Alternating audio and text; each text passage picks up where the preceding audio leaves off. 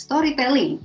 Storytelling ini sebenarnya kalau buat aku adalah salah satu method untuk komunikasi gitu ya, untuk menyampaikan sesuatu yang kita mau sampaikan. Mungkin kadang-kadang kita mau kasih ide baru gitu, atau kita mungkin mau bicara sama bos kita, atau mungkin mau bicara tentang UX design ke orang-orang yang belum familiar tentang UX design, atau bisa dipakai untuk di berbagai macam konteks gitu ya. Jadi apa sih sebenarnya storytelling, dan kenapa aku lumayan passionate about storytelling gitu ya? Karena salah satunya adalah karena aku kerja di dunia UX design, experience design, human centered design. Nah, storytelling itu kadang-kadang kalau storytelling mungkin kita pikir bercerita untuk anak-anak gitu ya misalnya. Tapi exactly konsep menceritakan sesuatu ke anak-anak itu adalah sesuatu yang kita bisa terapkan juga untuk berkomunikasi dengan orang lain gitu ya, dengan adults gitu.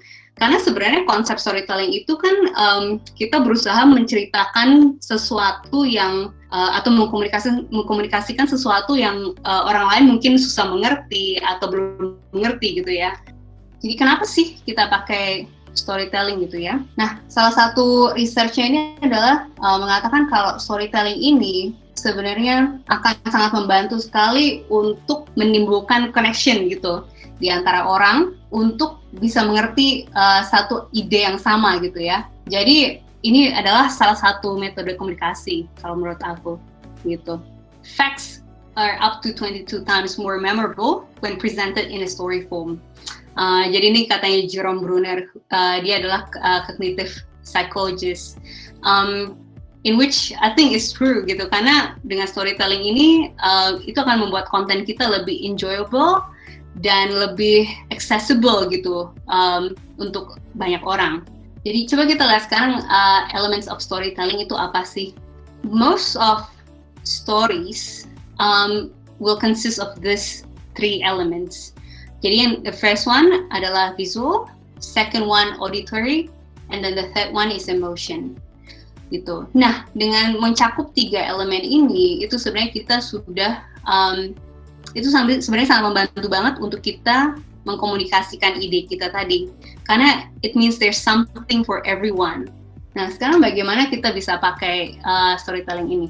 Pertama, sebelum kita actually mau present something atau kita mau mengkomunikasi sesuatu, it's really good if you can understand your audience.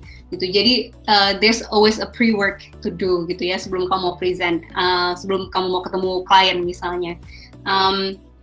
Jadi penting banget untuk kita understand audience. Karena kenapa? Karena kita mau kerja dengan orang lain, itu pasti mereka punya background atau mereka itu punya aspirasi, mereka punya tujuan yang beda-beda dengan kita gitu. Jadi dengan kita bisa understand mereka itu mau mencapai apa, kita bisa support each other gitu ya. Jadi story yang kita sampaikan tuh bisa lebih meaningful untuk orang lain juga, dan hopefully dengan begitu kita bisa dapat buy-in mereka juga.